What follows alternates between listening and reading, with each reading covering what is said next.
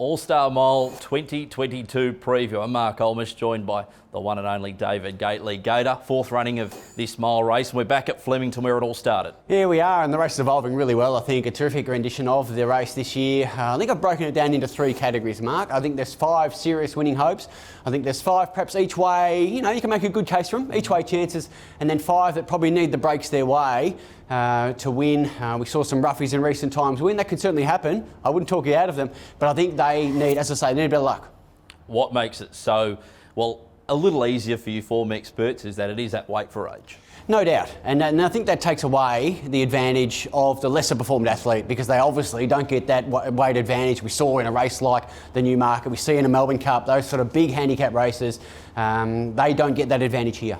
Now, Gator, away from the form side of things, is there a storyline you're looking forward to? Of course, wonderful prize money, wonderful owner ambassadorship. Yeah, look, the stories find themselves, don't they, in our great game. But something like Pinstriped is obviously easy to like, isn't it? He had 4th career start the other day.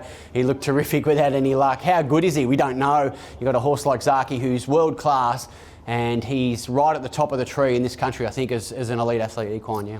Righto, let's get into our preview of the All-Star Mile, starting off with tab 1, Thunderstruck. $6 after the barrier draws and has drawn the inside of 1.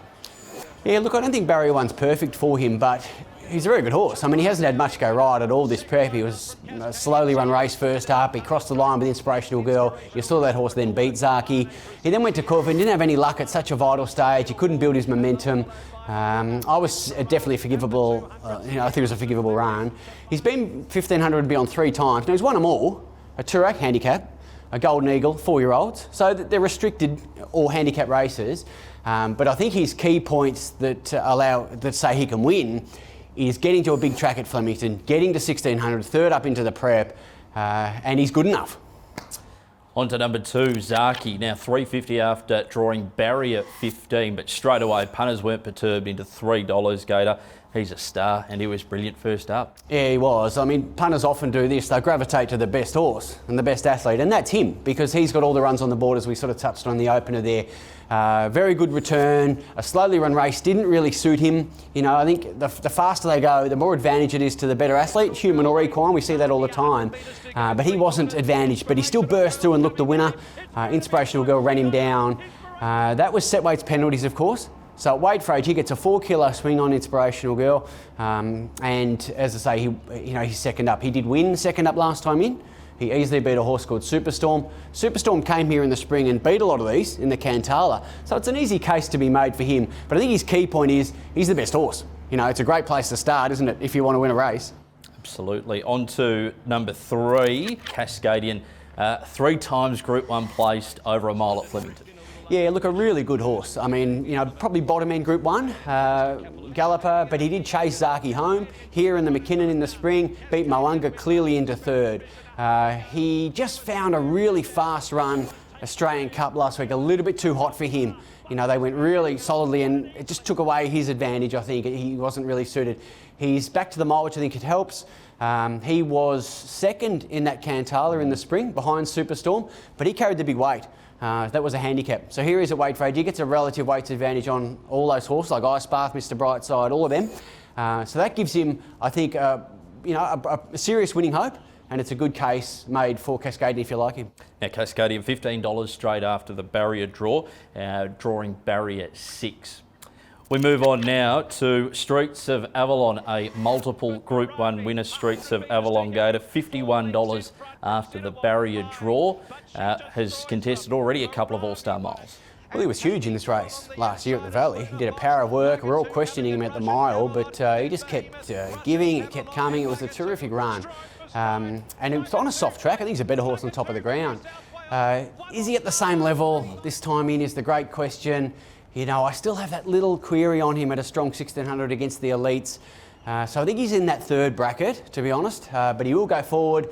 Any leader's pattern advantage would help him on the day, obviously, but look, I think he's to make a really strong winning case for him is difficult. I think he's more a place hope. Shane Nichols has done a fantastic job to get him to 3 All-Star miles now. Moving on to the next runner, tab 5, LUNAR Fox, $201 after drawing barrier 14. Went around in this race again last year and was enormous, and he's a Group 1 mile winner here at Flemington, which should help. Yeah, no doubt. And he was, what odds was he? 300 to 1. Just 300s? Yeah, we missed that, didn't we? He was hard to find that day, but it just shows you that, you know, that he's good enough. So if he runs to that, he'd be some sort of... Look, it is difficult to come in on what he's produced this time in, but he's got those runs on the board, you know, behind him. So I wouldn't completely talk you out of him, but I think he's certainly in that third level of chances again. Another horse that was fantastic over the mile in the Cantala here at Flemington, the Cranbourne Cup winner, King Magnus, $101 after drawing barrier 5. Yeah, super genuine horse. I mean, his big tick is how honest he is and how his application, his will to win. It takes you a long, long way as an athlete in any sport, and certainly in an athletic endeavour. So he's a ripper. I love him as a horse. He was good against the tempo, I thought, last time. He was very good in the Cantala here in the spring, but that was the handicap, so the weight for age disadvantages a horse like him, and for me that puts him in that third level of chances as well. What bracket do you see tab number 7, CALLSIGN Mav, the 3-time New Zealand Group 1 winner with Danny O'Brien, barrier 10, $51 after the barrier draw? Yeah, I think the price is probably about right. I think he's in the third bracket as well. He's one of those 5. But look, he had a fair task last week in the Australian Cup. He went forward, he worked on a really strong speed, you know, went 4 lengths above Group 1 average, so it was a real test of endurance, and he cracked, you know, Spanish Mission, a world-class athlete. He couldn't keep up with him. His first up run was good. He was up again on a solid clip. He was under pressure a long way from him. He kept finding. He was very, very genuine. So he'll go forward, he'll put himself in the race, but I think they'll run over him. Saddlecloth 8 will be carried by Mr. Brightside, $15 after drawing barrier 2.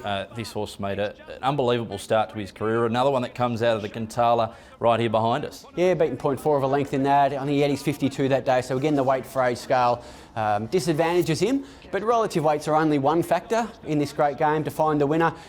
He doesn't run poorly, so I don't know why he's going to come out and do that on Saturday. But his first up run was an absolute cracker. He got a long way back, he zoomed home, his sectionals were outstanding off a slow speed, and then right up on a very slow speed last time. He led them up, I think they went something like 17 lengths below average. That was the Zaki Inspirational Girl race. So I think his best weapon is to go quicker than that, but not too quick where it advantages, you know, perhaps the better performed athlete. So yeah, I think he's one of those each way sort of hopes. Very genuine, he'll put himself in the race and give his all. Moving on now to Ice Bath for Brad Widdop, tab number 9, $15 after the barrier draw. Drew barrier 9. No doubt would love some rain around, not really expected, but she's just as genuine on top of it. She's done an unbelievable job for connections. Yeah, look, I think she's just as adept, wet or dry. I think if it's a wet track, it does disadvantage others more than necessarily advantages her. First up run was a ripper, and she was a hot favourite, then second up off that, but she made an early move and couldn't finish it off. What gives her a live hope is her run here in the Cantala. She was very, very good. She'd ridden cold, she zoomed home, she beat home some very good horses, you know, crossed the line right near Superstorm, Cascadian, all those horses. So if she runs to that, she's in the game somewhere for sure. She'll go back and she'll be hitting the line hard. She's sort of an each way hope. Plenty of options for our next horse, tab 10 Tofano, $15 after drawing barrier 7. The mile's probably the only concern, Gator. Yeah, it's a tough one to assess, isn't it, for her, because she's been to the mile a couple of times. Now, the last time we saw her at this trip, she was close to a really strong speed. She didn't finish it off, but it was a swoopers race, and she was probably at the end of her prep. Her Turak run, you can argue she should have beaten Thunderstruck, who's $6 here. She gets a big weight advantage on him because she had to carry 58 that day. That was a handicap. This is weight for age, as we keep saying. So that's advantage her. She should put herself in the race just off the speed. You know, in the 3 or 4 lengths of the leader, give herself every chance to run a strong mile.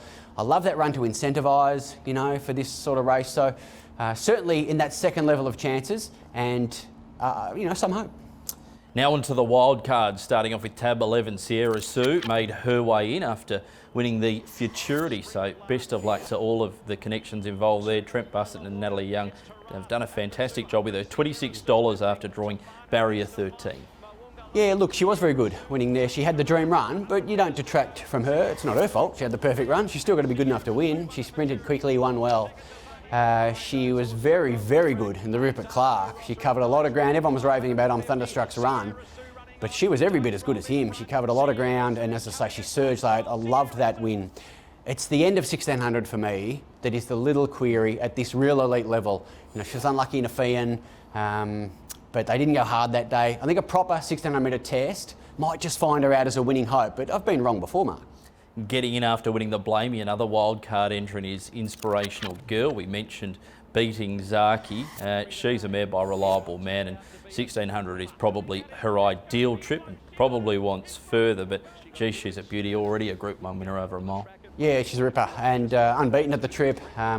Took a pretty good scalp last time in Zaki. Had the extra run under her belt and a 6 kilo advantage. That's reduced at weight for age here to 2, and Zaki's had the extra run now. So can she beat him again? She had the dream run. I still don't know how they got 5th defence from barrier 7. It was a D-lane special. But look, she's impossible to knock, given her record at the mile, given the scalp she just took, and she was only second up there, so there's no reason I think she'd regress off that or go backwards. So I think she's one of the 5 winning hopes, and there's a good case made there for her. Moving on now to Captivant, the first of the 3-year-old wild cards. This horse makes his way into the race, $15 after drawing barrier 11. Best of luck to all connections involved in the ambassadorship. Yeah, that's it. Look, I thought he was good second up. His last run was semi-forgivable. I just don't think he's a soft tracker. I think he was unlucky to cop a soft track here at Flemington in the Australian Guineas, and he performed below his best. And that's the reason I'm putting it down to. His run in the Cadbury Guineas at Caulfield in the spring over 1600. Look, he beat home Hitotsu, he beat home Forgot You. He was beaten narrowly by a horse called Animo.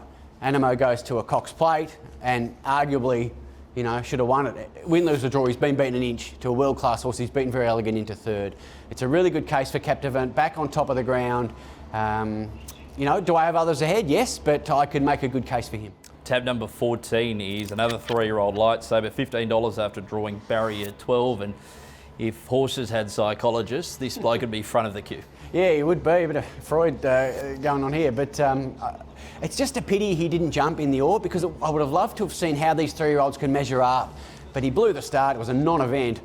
Then he effectively had a gap between runs, came to the Guineas, sat behind a hot speed. They went crazy in that. It was set up for the swoopers. He was left in front, 400 from home, and he still went down narrowly to Hitotsu. The run was huge. He then was raving about Pinstriped, we'll get to him, and rightly so, it was a big run. But his effort was enormous. So I think he's probably one over the odds here. If he gets a softer run and can still produce a kick and that fight, he's right in the game somewhere, I think, Lightsaber, and I've got him as a winning hope. On to that aforementioned horse in Pinstripe, tab 15. $8 after the barrier draw, straight away into $6, has drawn 8, and well, the Australian Guineas run was just an unlucky one. Well, it was difficult to miss, you know. Obviously, he was back, he was strung up hopelessly.